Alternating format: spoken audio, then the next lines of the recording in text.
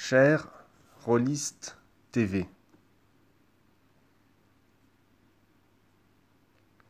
si je prends aujourd'hui mon stylo,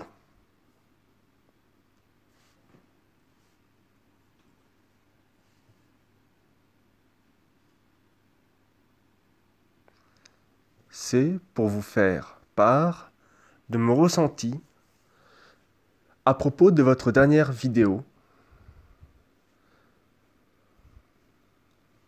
qui s'appelle MJ gérer l'improvisation.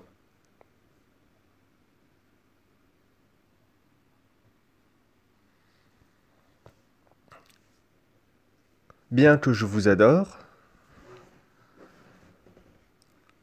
cette vidéo m'a moins plu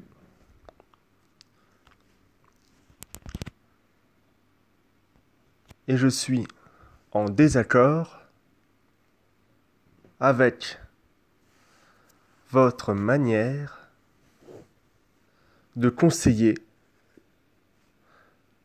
la gestion de l'improvisation.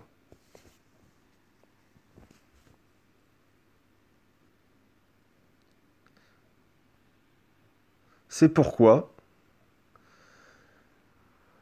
je fais ma propre vidéo pour expliquer aux gens comment, à mon humble avis, bien improviser. Signé Eric de Jeux de rôle pour les nuls. Cordialement, Dans cette vidéo bisous. Jeux de rôle pour les nuls, nous allons donc parler de l'improvisation. Pourquoi parler de l'improvisation? Tout simplement parce que l'une des caractéristiques principales du jeu de rôle, c'est que les joueurs peuvent faire à leur personnage tout ce qu'ils veulent. Les seules limites étant d'une part leur imagination, bien sûr, d'autre part les règles du jeu qui peuvent les contraindre ou leur permettre certaines choses. C'est pour ça que dans cette vidéo, je vais vous donner quelques conseils pour vous aider au cours de vos parties de jeu de rôle à improviser.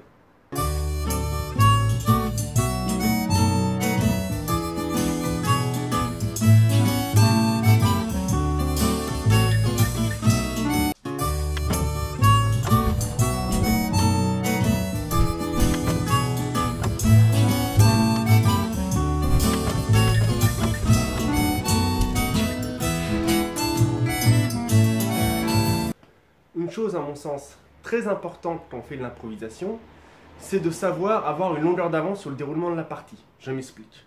Il vaut mieux pouvoir improviser sur quelque chose qui n'est pas en train de se dérouler au cours de la partie, dans la fiction. Par exemple, si vos joueurs arrivent, c'est le début du scénario, ils sont à table, vous avez pris les chips, le coca, vous buvez, vous avez raconté ce qui s'est passé la semaine dernière, vous avez bien rigolé et vous commencez. Il faudrait que cette scène initiale ait déjà été improvisée quelques minutes auparavant, pendant que tout le monde discute et parle de leur dernier Pokémon attrapé à Pokémon Go par exemple. Vous en profitez pour improviser la scène initiale.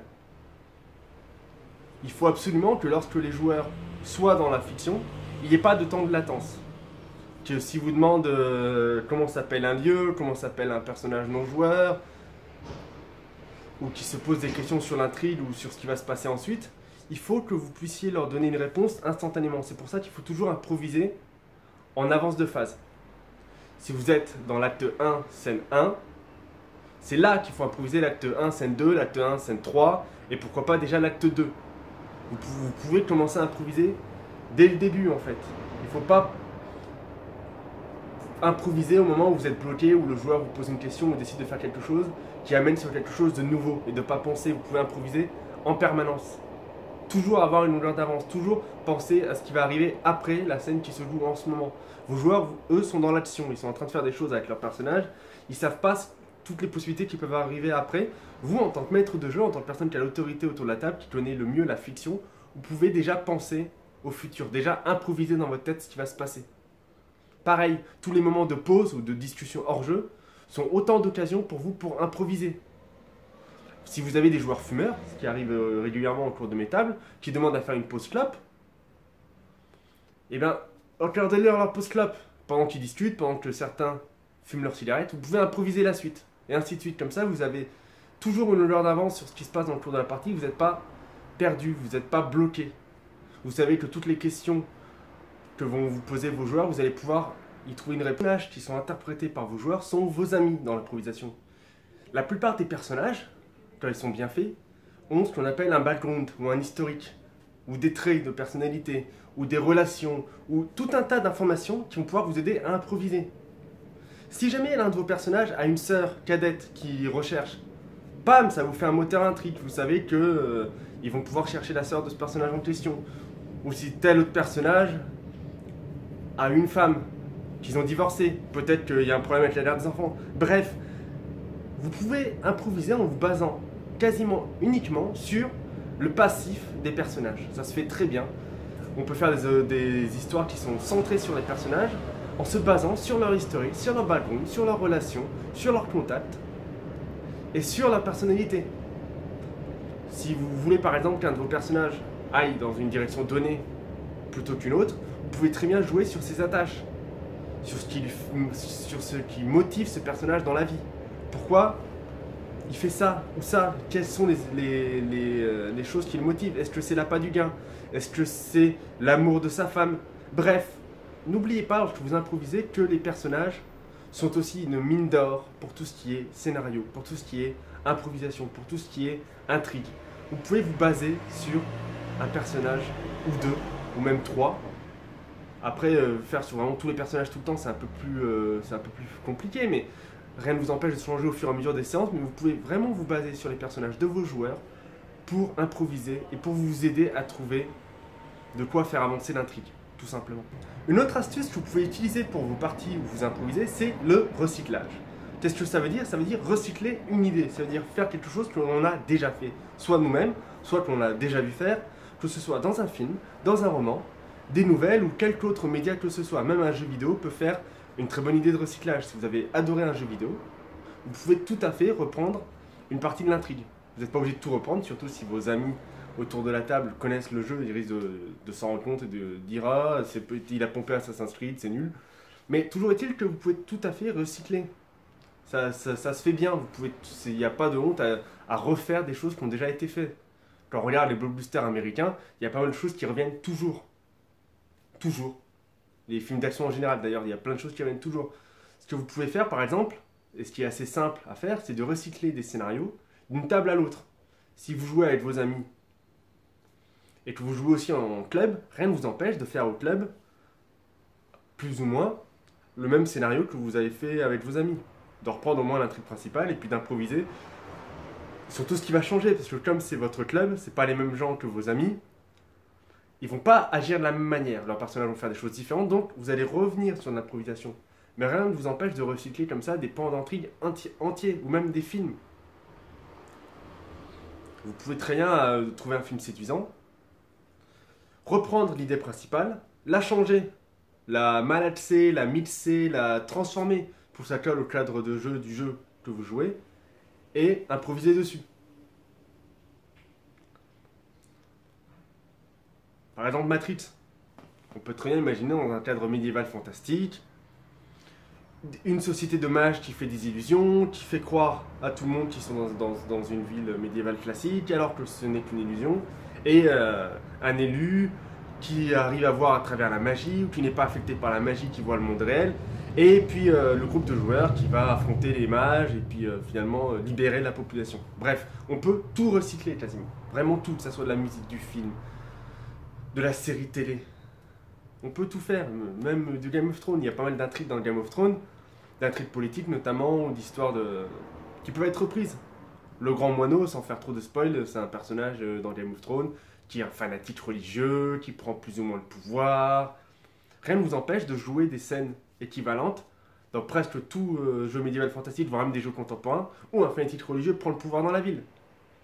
Ou sous couvert de morale et d'éthique, prend le pouvoir et convainc les grands du monde d'être derrière lui. Et à vos joueurs de combattre ça, par exemple.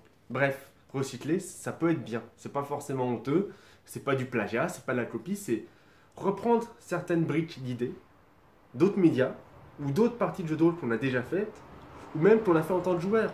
Rien ne vous empêche, si vous avez adoré une partie que vous avez fait en tant que joueur, de décortiquer cette dernière et d'essayer de la reproduire avec un autre groupe de joueurs en tant que maître de jeu. C'est pas impossible, c'est pas honteux, c'est pas de la copie, c'est plus un hommage. Vous avez aimé la partie de ce maître de jeu, vous avez adoré la partie qu'il a fait, vous avez adoré son histoire. Rien ne vous empêche de la raconter à nouveau en y apportant votre propre personnalité, vos propres choses et puis de l'improvisation. Parce que comme c'est pas le même groupe de jeu, que vous n'êtes pas le même maître de jeu, forcément ça va changer. Forcément il y a des choses que vous n'allez pas pouvoir garder en l'état et vous allez devoir improviser parce qu'on ne peut pas tout préparer ni tout improviser.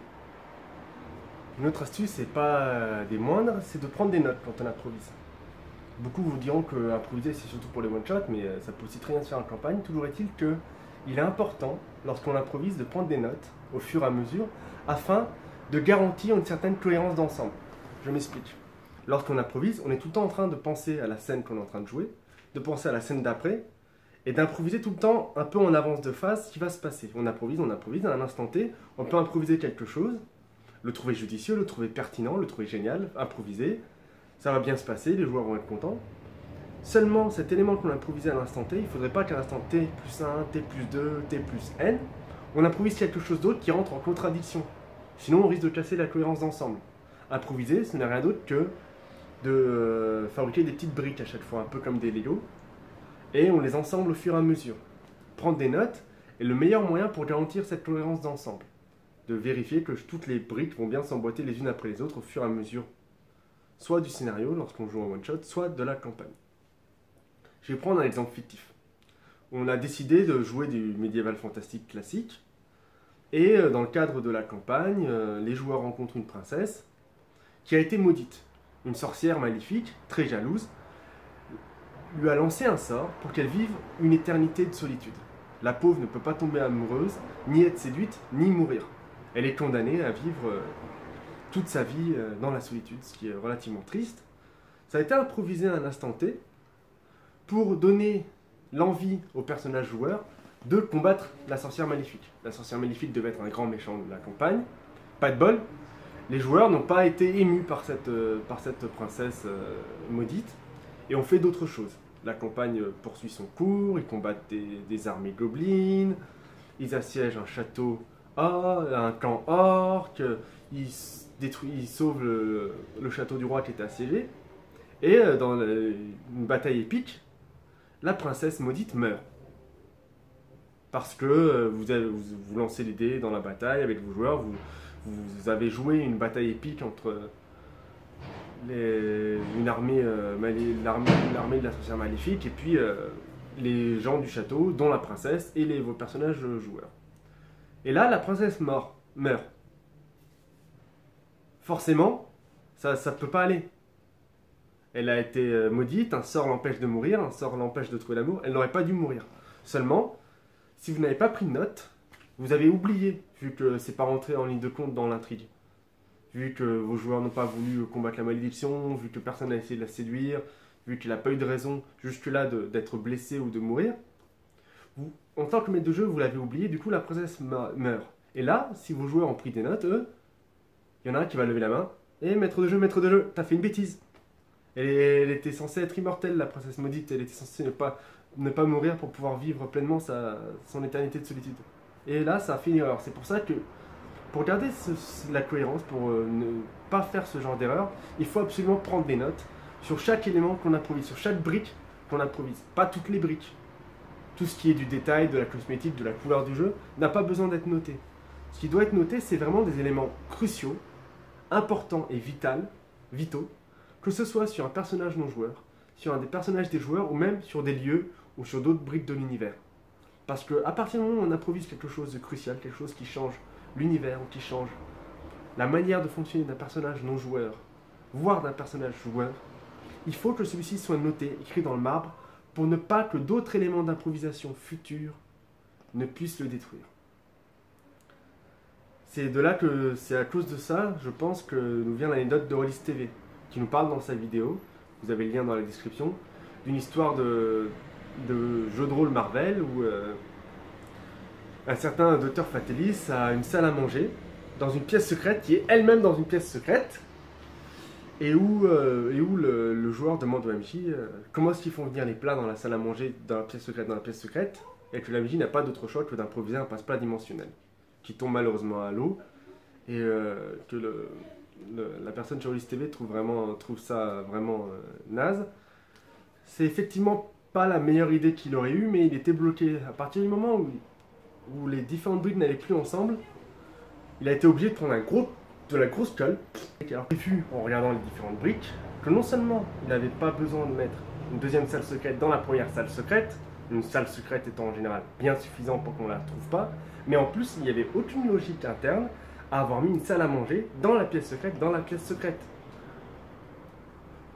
Il n'aurait pas mis cette salle à manger là, il l'aurait mis ailleurs.